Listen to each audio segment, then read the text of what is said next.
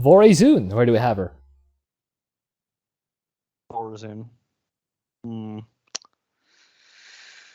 So again, defense is going to be interesting. You can cloak and by wall, that right? I mean, yeah, that's what you got. You got cloak wall. But the problem with cloak wall is that enemies will walk up, rub their face on the cloak wall because they can't see it, but they know where they want to go is on the other side of that invisible wall, and then you'll kill them, and then they'll blow up. So, yeah, defense is going to get a little interesting. Do I you would have expect. to kill them? What if you just warping your Technically, forces in no. front? Like you have a proxy pylon or something. Your ally is going to blow up your base. However, Well, he can blow up his own base. I'll just keep my own fair my ramp enough. in my. Cloak wall will make it a lot easier to defend. Cloak wall is going to be your basis of defense because you don't actually have any better option. And then Time stop. P3. Clear everything.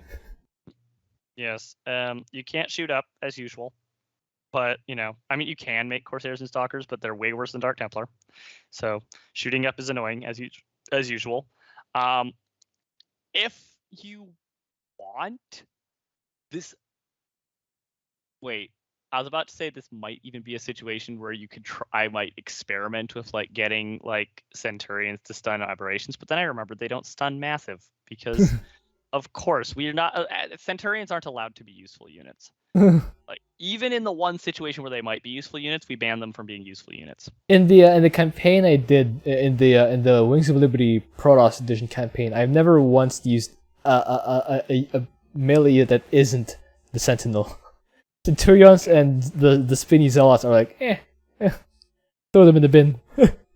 Whatever, anything the Centurion does, the Sentinel kind of does better. Yeah. To be honest. Yeah. So Vorazun's gonna just mass Dark Templar, sit behind a cloak wall, and hope nothing goes wrong. A lot can go wrong, but she hopes nothing goes wrong. She kind of feels like C. Okay. How about you, Tutu? I used a Dark Pylon Cloak Wall, and I didn't kill them. And I massed Void Rays. Yeah. Void Rays? Void Rays. And then at Orana, you summon a dark you summon a Dark Pylon and you surround it with one Nexus and cannons. The Nexus is so your Shadow Guards respawn there. And you position it so that like the Broodlings can touch the pylon. You need to completely surround it, and you must do it in time before like Orana arrives or something. Otherwise, Infested will start attacking your stuff. So you want, so you wall off with one Nexus plus like 5 cannons, and then you continue building cannons around so that even when some cannons die, you have some backup. You should probably build like extra pylons as well in case the Dark Pylon goes down. But yeah, and then the Void Rays will kill everything. And you position your Void Rays so that the Broodlings don't go towards them. I love Tutu's Giga-Brain strategies. It's I tried this like 20 times. I like 20 plus times. It took so many times. Oh, come on. I think it took so many times that the game bugged because I loaded too many times. So like after I won, I waited like 30 more seconds before I actually won. Yeah, I've had that happen before. I actually had it happen one time where I like just went and had lunch and came back like 15 minutes later to it having finally figured itself out. But yeah, so with you need to like do all that stuff. So you need.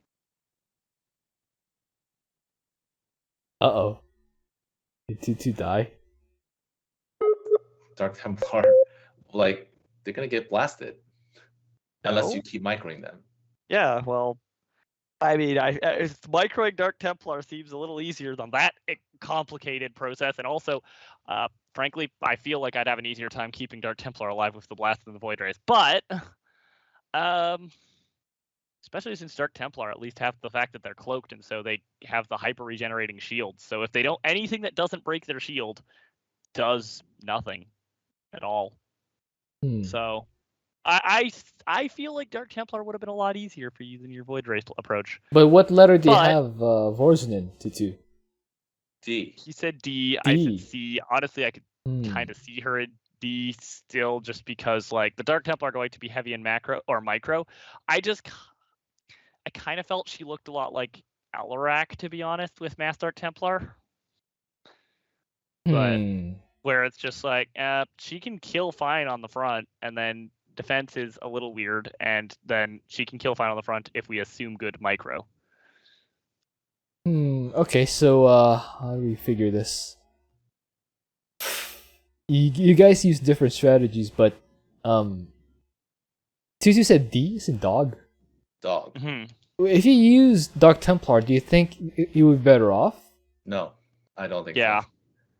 Oh. The difference is Dark Templar one-shot Broodlings with Shadow Fury. Void Rays don't even tickle Broodlings. The Broodlings get killed by cannons. In the Dark Panel Wall. Are we saying that Vorazun is the same tier as Hot and Horn and Rainer? I think she's bad. I don't think Wow. she's that bad. I think she's very similar to Alarak. I think she's bad because you require like good Dark Pylon placement and like being on time and preparing in advance, all that stuff, so that Orana doesn't get whacked to death by Broodlings. Especially if all your units are cloaked and you don't want to attack normally with Dark Templar because they're spellcasters or something. So you just run away with your Dark Templar instead and just use your spells whenever they're off cooldown? I think both will work, to be honest. Like Void Race, like, I haven't really tried Vorazun here, but I get the general idea. Dark Power Wall, the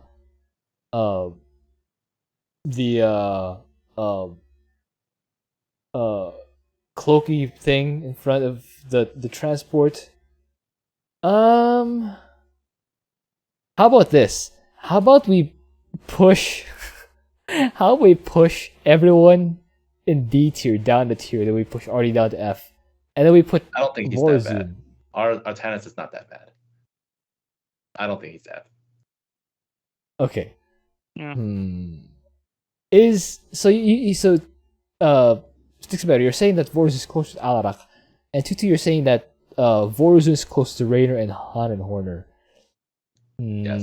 Okay, how about this? Explain, Tutu, how Vorazun is clearly much worse than Abathur and Alarak.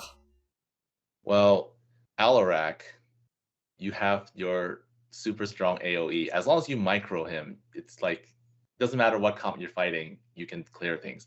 Abathur, as long as you get like enough swarm hosts and earlier on, it's the early game. You can clear everything easily. Oh yeah, it gets to a point Vorazun- where you can just kind of power through everything. Vorazun, you could like when you're clearing, you still have to be very careful whether you're using Shadow Guards or the Dark Templar or not. You still have to be very careful, or else they're gonna explode on you. And if you're using Void Race, you have to avoid explosions. If you use Shadow Guards, you have to blink away from them or snipe Okay. detectors or something. Here's how I figure it. So what I hear is Vorazun can do it, but you need a lot of micro. So that's, I think, C asterisk. That's what it sounds like to me. I thought that Alarak was the same deal of he can do it, but he needs a lot of micro, because like if you mess up the micro, oh, my army's gone. Yeah, I'm thinking I don't C think Vorazun is asterisk. the micro. The Vorazun, at least with the Void Race strat that I use, is planning. Yes, well, Well, that's Dark also an Templar, it asterisk. would just Dark Templar would be no planning, just raw micro. Just Okay, Shadow so Fury there are better, two ways and to you'd go be about fine. it. There are two ways to go about it, and I think they're both C asterisk rather than straight D. That's what it sounds like to me, at least. I don't know about you guys. But then if you use Dark Templar, then what about the regular waves? Because you kill them, but then you use your Shadow Fury, then you have Broodlings left or something. So Shadow Fury is, remember, Shadow Fury goes in the 5 waves and they deal damage immediately. So the first 3 swipes kill all the units and make Broodlings. The next 2 swipes will target those Broodlings. The Broodlings are targetable instantly. So no, it should be fine. The Broodlings should die to the same Shadow Fury. Have you actually Spawn Broodling. have you actually done this mutation with Vorazun Sixbender? No, I haven't sold this mutation of anyone, I don't think. Huh. I haven't done this mutation, aside from I tried it several times with Artanis and discovered Artanis can't do this. And I tried it with Artanis because no one had done it with Artanis. It's like, most commanders had sold this. Artanis had not. Yeah, there's a reason Artanis had not. Okay, so so now that puts me in a different position. Like, Stixmatter is saying that it can be done, but I don't think we have actually seen it. Tutu didn't attempt Dark Templar either. He used Void Rays, which makes no sense to me, but okay. I think the thing with Void Rays is you just need a critical mass of them. Like, I found that when I use Void Rays, it typically takes like 9 Void Rays to be able to fight without anything. Constant fear of losing Void Rays. So you need to build up to that moment. And in a game where you can get your expansion fairly fast... Oh, wait, no, you can't even get it fast. You can get the gases fast though by doing a dark pylon, and then just dark pyloning your assimilators in, so you can get fast gas. I think you can get around 10 minutes, which is you can get that number around 10 minutes, which is right around when the transport should be moving to the third to the third objective. At which point, I'm not sure if your ally can carry you to that point. Then yeah, I can see Void Race working. And then at that point, I think Void Race would have enough. Would have reached that critical mass where they can just, kind of destroy the enemies before they get close. Oh, Tutu, what enemy comp did you go up against? Siege of Storms, the Phoenix one. Ah, so you didn't go up against Zerg. So that's another point. It might be a comp-dependent thing to go Void Race. I wouldn't go Void Race against, for example, Baling Scourge. Because they just fly into you and then you die. Yeah. And then they explode, and then you die again. Another reason for using Void Race was because the existing solo is by a Vorazun expert who used P0, because this was a while back, and also used Void Race.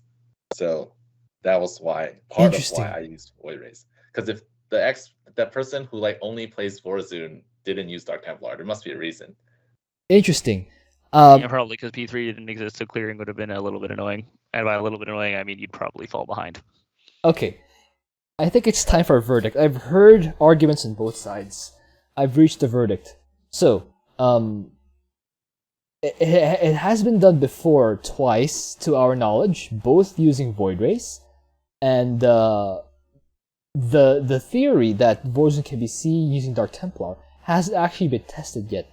So I've decided to put Vorazun in D, and then if Stixbender can send me a solo of him doing the strategy with Dark Templar, I'll put him up to C.